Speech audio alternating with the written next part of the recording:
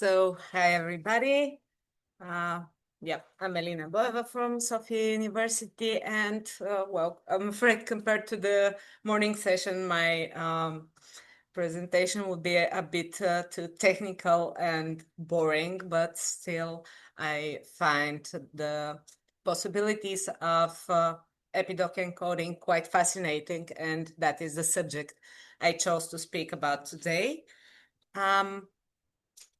First, I will begin with some notes that most of you probably know, but bear with me, about the EPIDOC guidelines for tagging names and persons. TI gives us this opportunity to mark different entities within an XML file, such as place names and personal names, lemmas, and so on, to tokenize them and to create indices that can be very useful for further research. The tags that are used for names and persons are respectively name that identifies a person's name, and that later on will deal with onomastic index. And the tag pers name identifies a person and later on deals with prosopographic index. Both tags may contain various attributes, but more commonly used are type. In the case of name, this attribute may bear value as prenomen, cognomen, gentilicium, and so on. And NIMREF, that obviously contains a reference to an authority list. And I will speak about the authority lists in a second. The person name may contain type with values that are predefined, such as attested official, divine emperor, and so on. And again, a reference to an authority list. This is the most simplified structure of tags and attributes that are used in tagging a person or a name. Now to the question, how do we decide what is prosopographic material and what is simply a list of names? I have used in the presentation 2 slides by Gabriel Boudard from the Institute of Classical Studies, where he gives a brief definition of between the difference between onomastics and prosopography.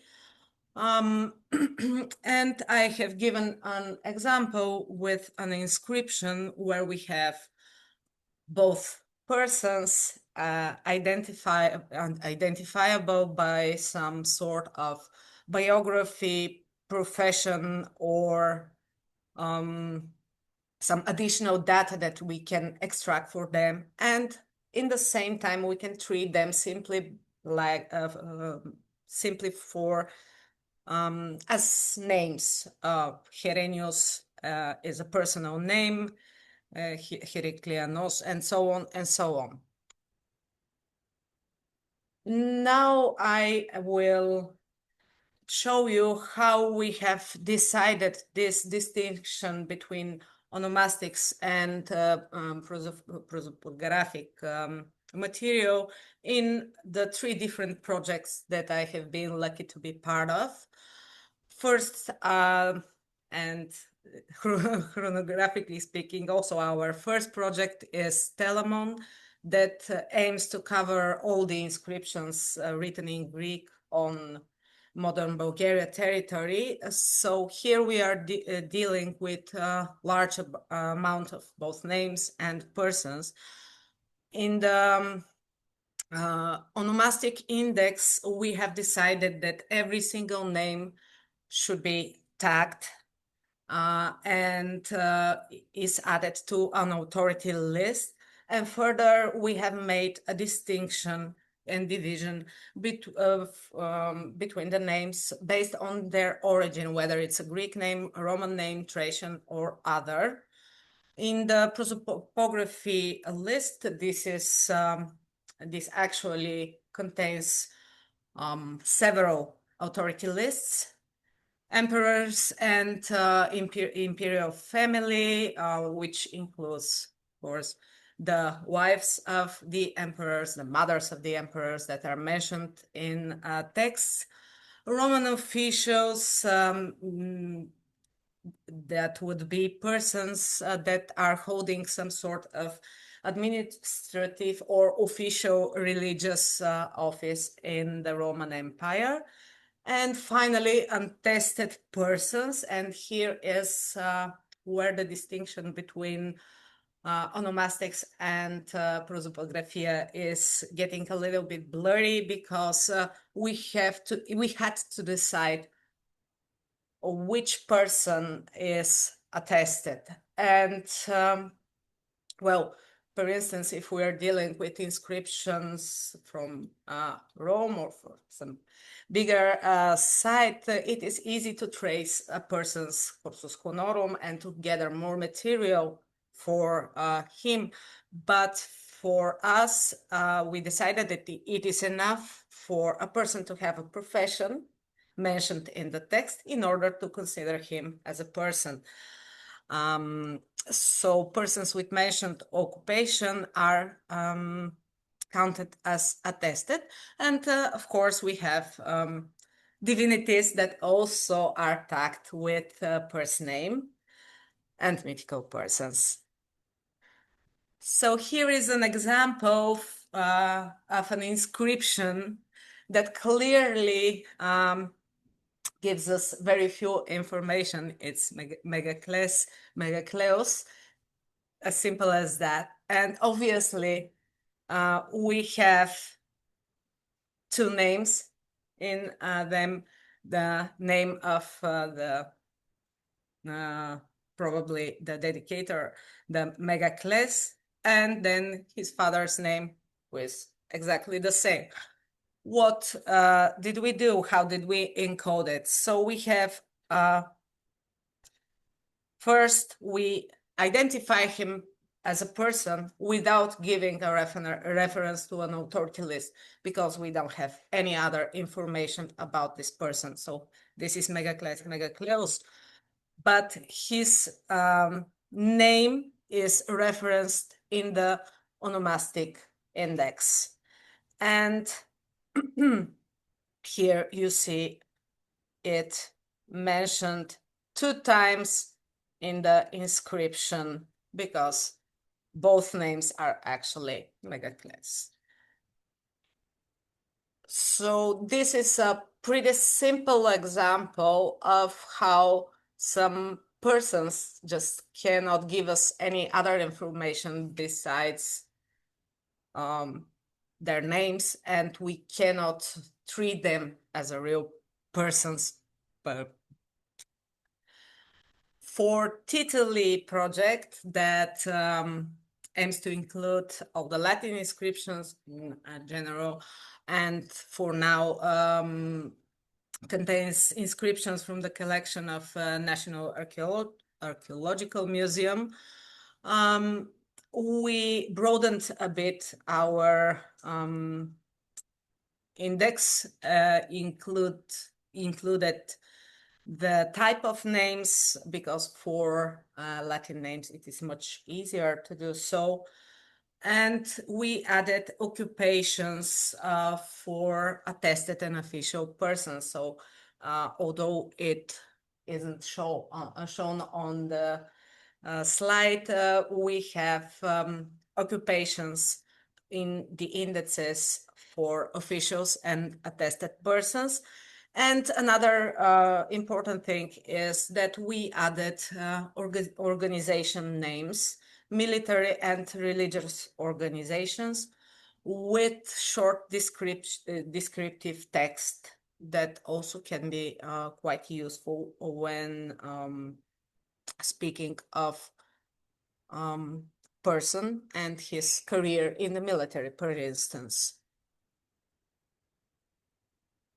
And now, finally, to the Prometheus project, which is trying to be a bit more than just a standard epigraphy, a digital epigraphy project, and to give information to the broader audience. So it aims not only to present the inscription in the way that paper edition would, a specialized paper edition would do, but to, so to say, to give life to the persons in the inscription's text. Here I have chosen a very beautiful example on funerary inscription for Elia, which was the wife of well, this distinct person. He is obviously mentioned with his profession, and he is an official, a Roman official, but Elia herself doesn't match our criteria. She, based on the things I said about our other projects, she shouldn't be considered as a person, though she has this wonderful inscription dedicated to her. And well, that is where we had to divert from the strict definition of a tested person that should have additional information such as profession, and we decided that all the persons marked, mentioned in the text should be tagged as attested. So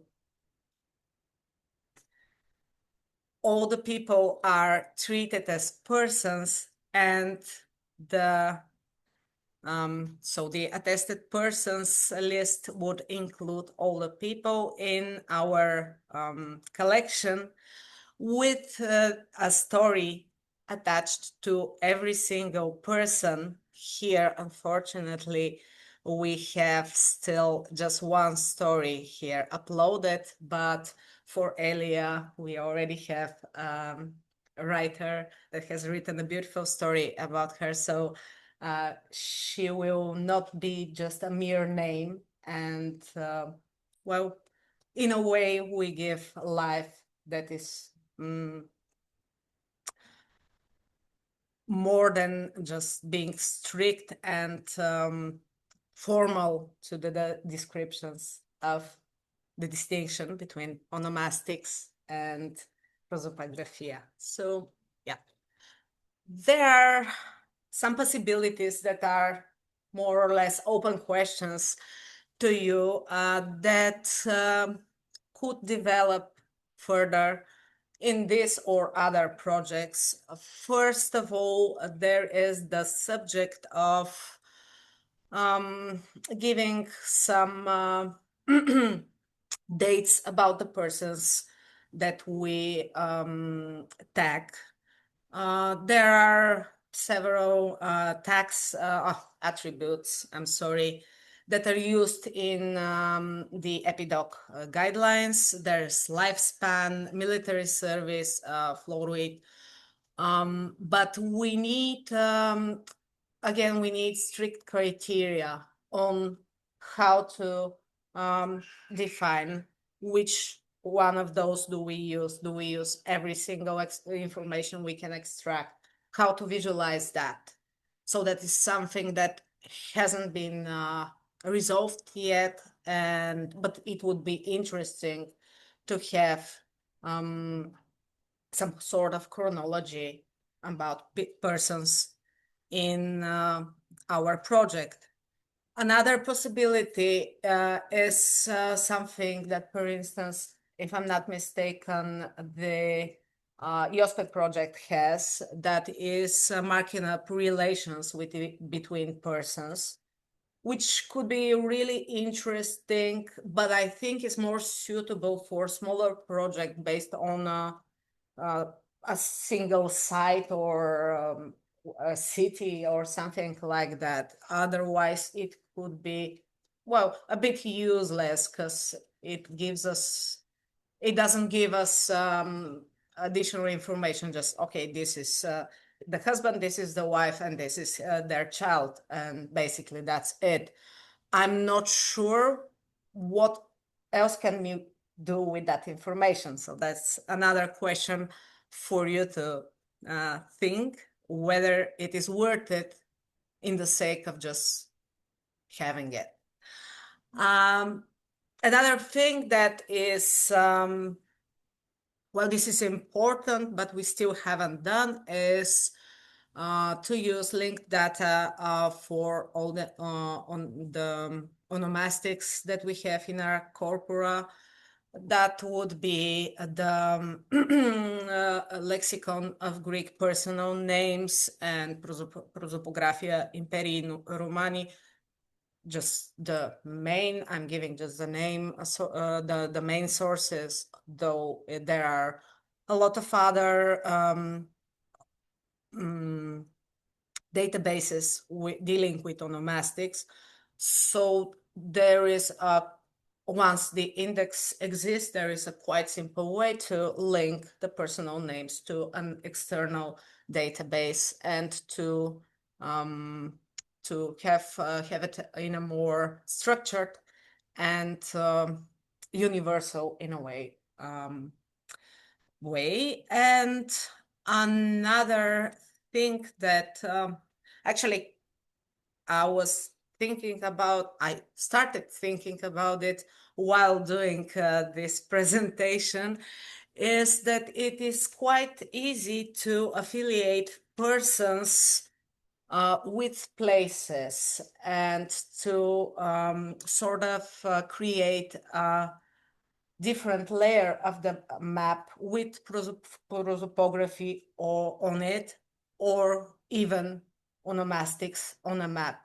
It could be interesting, I think, and probably could be helpful for someone interested in geographical aspect of the onomastics. So yeah, I'm finishing with a lot of questions that I ask myself, but now that I have this opportunity, I ask you as well. And thank you for your attention.